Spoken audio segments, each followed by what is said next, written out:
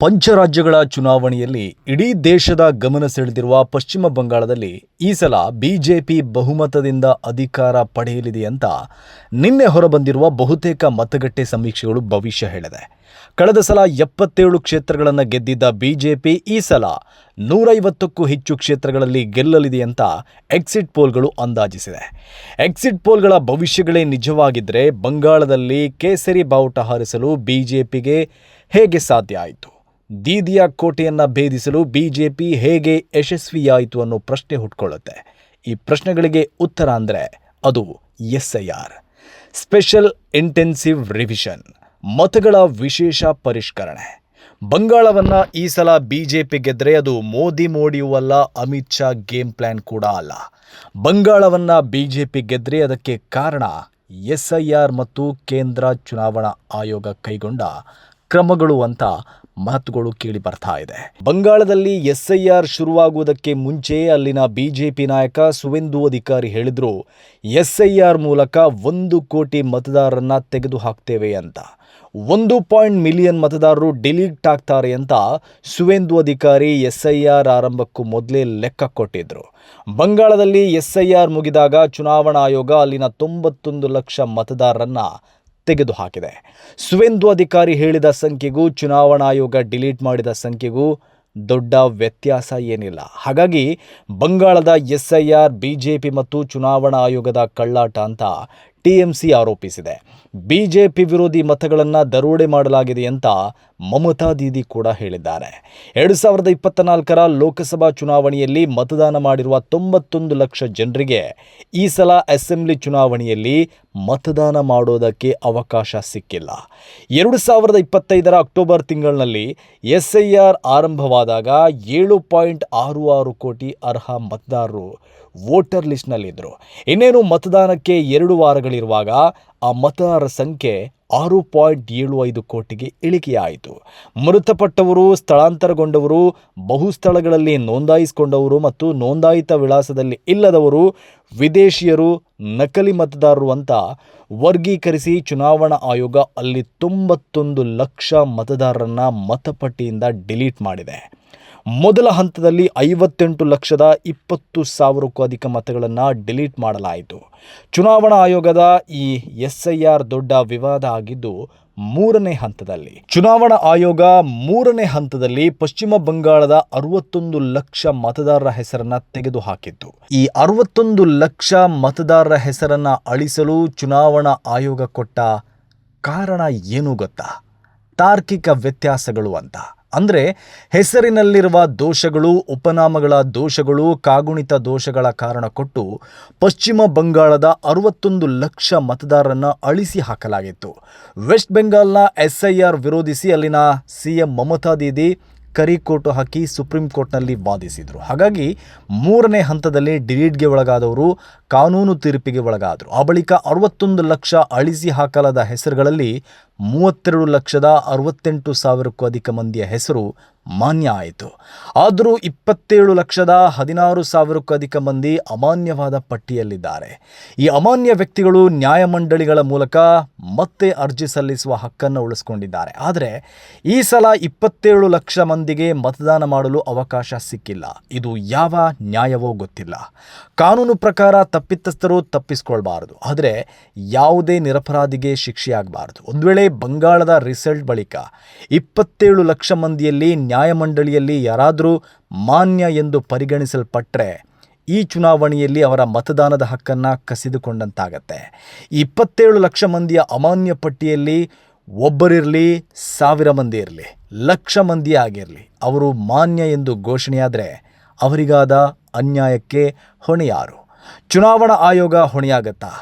ಈ ಪ್ರಶ್ನೆಗೆ ಯಾರಲ್ಲೂ ಉತ್ತರ ಇಲ್ಲ. ಹೀಗಾಗಿ ಚುನಾವಣಾ ಆಯೋಗ ಬಿಜೆಪಿಯನ್ನು ಗೆಲ್ಲಿಸಲು ಕೆಲಸ ಮಾಡಿದೆ ಅಂತ ಆರೋಪಗಳು ಕೇಳಿ ಬರ್ತಾ ಇದೆ. ಬಂಗಾಳದ ಕಳೆದ ಚುನಾವಣೆಯಲ್ಲಿ TMC ಬಿಜೆಪಿಗಿಂತ 10% ಹೆಚ್ಚು ಮತಗಳನ್ನು ಪಡೆದಿತ್ತು. ಹಾಗೆ ಮತಗಳ ಲೆಕ್ಕದಲ್ಲಿ TMC ಬಿಜೆಪಿಗಿಂತ 60 ಲಕ್ಷ ಹೆಚ್ಚು ಮತಗಳನ್ನು ಪಡೆದಿತ್ತು. SIR ಬಳಿಕ ಬಂಗಾಳದ ಒಟ್ಟು ಮತಗಳ ಪೈಕಿ ಸುಮಾರು 11% ಮತಗಳು ಕಡಿಮೆಯಾಗಿದೆ. ಹಾಗೆ ಒಟ್ಟು 91 ಲಕ್ಷ ಮತಗಳು ಕಡಿಮೆಯಾಗಿದೆ. ಅಲ್ಲದೆ SIRಗೆ ಮುಂಚೆ ಸುವೇಂದು ಅಧಿಕಾರಿ ಹೇಳಿದ್ದ ಡಿಲೀಟ್ ವೋಟ್ಗಳ ಲೆಕ್ಕ ಮತ್ತು ಡಿಲೀಟ್ ಆಗಿರುವ ವೋಟ್ಗಳ ಲೆಕ್ಕ ತಾಳೆಯಾಗತ್ತೆ. ಈ ಕಾರಣಕ್ಕೆ ಚುನಾವಣಾ ಆಯೋಗ ಬಿಜೆಪಿಯ ಕೈಗೊಂಬೆ ಅನ್ನೋ ಆರೋಪ ಕೇಳಿ ಬರ್ತಾ ಇರೋದು. ಮಮತಾ ಬ್ಯಾನರ್ಜಿ ಮುಂದೆ ಸೆಣಸಾಡಿ ಗೆಲ್ಲೋಕೆ ಆಗಲ್ಲ ಎಂಬ ಕಾರಣಕ್ಕೆ ಚುನಾವಣಾ ಆಯೋಗವನ್ನು ಬಳಸಿಕೊಂಡು ಮೋದಿ ಮತ್ತು ಅಮಿತ್ ಶಾ ಬಂಗಾಳ ಗೆಲ್ಲೋಕೆ ಮುಂದಾಗಿದ್ದಾರೆ. ಇನ್ನು ನ್ಯಾಯಾಂಗದ ವಿಚಾರಣೆಗೆ ಒಳಪಟ್ಟ ಬಂಗಾಳದ SIRನಲ್ಲಿ ಮುಸ್ಲಿಂ ಬಾಹುಳ್ಯದ ಕ್ಷೇತ್ರಗಳಲ್ಲಿ ಹೆಚ್ಚಿನ ಮತಗಳು ಡಿಲೀಟ್ ಆಗಿವೆ. ಡಿಲೀಟ್ ಆಗಿರುವ 27 ಲಕ್ಷ ಹೆಸರುಗಳಲ್ಲಿ ಮುಸ್ಲಿಮರು ಅತಿ ಹೆಚ್ಚಿರುವ ಮುರ್ಷಿದಾಬಾದ್, ಉತ್ತರ 24 ಪರಗಣ, ಮಾಲ್ಡಾ ಜಿಲ್ಲೆಯಲ್ಲಿ ಹೆಚ್ಚಿನ ಮತಗಳನ್ನು ಅಳಿಸಿ ಹಾಕಲಾಗಿದೆ. ಮುರ್ಷಿದಾಬಾದಿನಲ್ಲಿ 4.55 ಲಕ್ಷ, ಉತ್ತರ 24 ಪರಗಣದಲ್ಲಿ 3.25 ಲಕ್ಷ, ಮಾಲ್ಡಾದಲ್ಲಿ 2.39 ಲಕ್ಷ ಮತದಾರರನ್ನು ಅಳಿಸಿ ಹಾಕಲಾಗಿದೆ.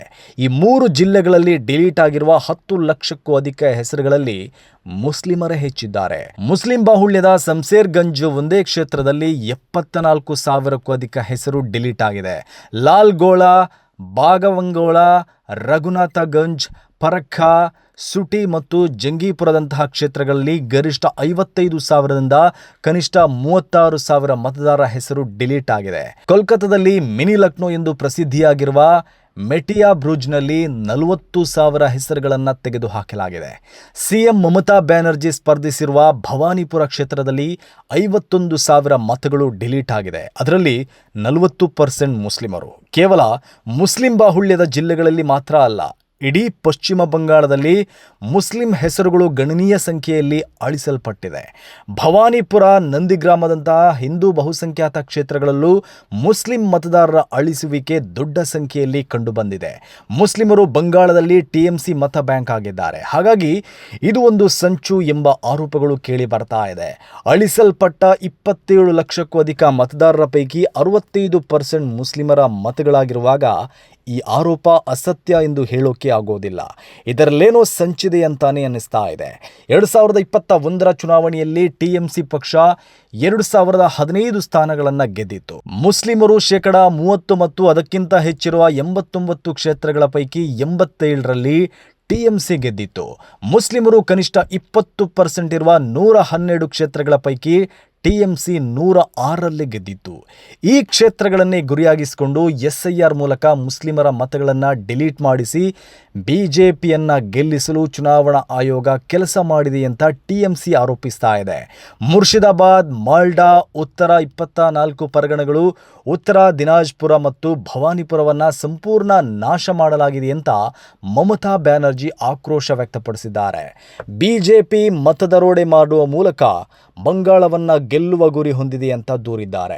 ಇನ್ನು SIRನಲ್ಲಿ ಡಿಲೀಟ್ ಆಗಿರುವ ಹಿಂದೂ ಸಮುದಾಯದ ಪೈಕಿ ಮುತುವಾ ಸಮುದಾಯದ ಹೆಚ್ಚಿನ ಮತಗಳನ್ನು ಅಳಿಸಿ ಹಾಕಲಾಗಿದೆ. ಈ ಮುತುವಾ ಕಮ್ಯುನಿಟಿ ST ವರ್ಗಕ್ಕೆ ಸೇರಿದವರು. ಅವರು ಬಾಂಗ್ಲಾದೇಶದಿಂದ ವಲಸೆ ಬಂದವರು. TMC ಪಕ್ಷಕ್ಕೂ ಅವರ ದೊಡ್ಡ ಬೆಂಬಲ ಇತ್ತು. ಈಗ ಮುತುವಾ ಸಮುದಾಯ ಕೂಡ ಆಕ್ರೋಶದಲ್ಲಿದೆ. ತಮಗೆ CAA ಮೂಲಕ ಪೌರತ್ವ ಕೊಡ್ತೇವೆ, ಮತದಾನದ ಹಕ್ಕು ಕೊಡ್ತೇವೆ ಎಂದು ನಂಬಿಸಿದ್ದ ಬಿಜೆಪಿ ಮೋಸ ಮಾಡಿದೆ ಎಂಬ ಆಕ್ರೋಶ ಅವರಲ್ಲಿದೆ. ಹೀಗೆ ಬಂಗಾಳದ SIR TMCಯನ್ನು ಸೋಲಿಸಿ ಬಿಜೆಪಿಯನ್ನು ಗೆಲ್ಲಿಸಲು ನಡೆಸಲಾಗಿದೆ ಎನ್ನುವ ಆರೋಪಗಳು ಕೇಳಿ ಬರ್ತಾ ಇದೆ. ಬಂಗಾಳದಲ್ಲಿ ಬಿಜೆಪಿ ಗೆದ್ದು ಅಧಿಕಾರಕ್ಕೇರಿದ್ರೆ ಅದರ ಕ್ರೆಡಿಟ್ ಅನ್ನ ಮೋದಿ, ಅಮಿತ್ ಶಾ ಅಥವಾ ಸುವೇಂದು ಅಧಿಕಾರಿಗೆ ಕೊಡುವ ಬದಲು ಚುನಾವಣಾ ಆಯೋಗ ಮತ್ತು ಭಾರತದ ಮುಖ್ಯ ಚುನಾವಣಾ ಆಯುಕ್ತರಿಗೆ ಕೊಡಬೇಕು ಅಂತ ಟ್ರೋಲ್ ಕೂಡ ಶುರುವಾಗಿದೆ. ಜ್ಞಾನೇಶ್ ಕುಮಾರ್ ಅವರನ್ನೇ ಬಂಗಾಳದ CM ಮಾಡಬೇಕು ಅಂತಲೂ ಸೋಷಿಯಲ್ ಮೀಡಿಯಾದಲ್ಲಿ ಗೇಲಿ ಮಾಡಲಾಗ್ತಾ ಇದೆ.